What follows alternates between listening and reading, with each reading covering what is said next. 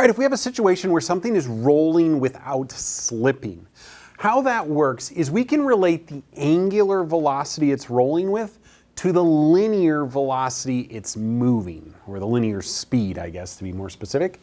And how we do that is we say the linear speed of the center of mass of that object is equal to the angular velocity times the radius, and that radius is the radius it's rolling on. For most objects, say a ball, it's going to be rolling on its radius. A scenario where that wouldn't be true is maybe I have a yo-yo where it is rolling down this string, but it's rolling on an inner radius there.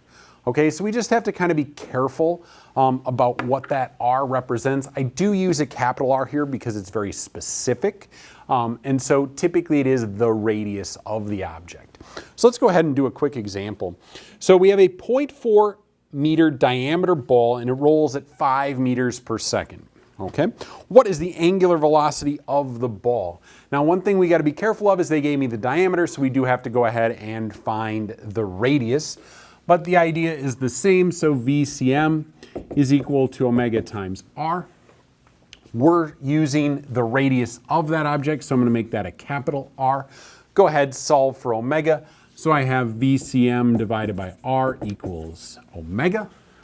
So I have 5 divided by the radius, which in this case is 0.2. We don't want to use the diameter.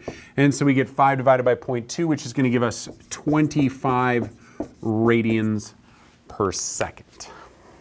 There you go.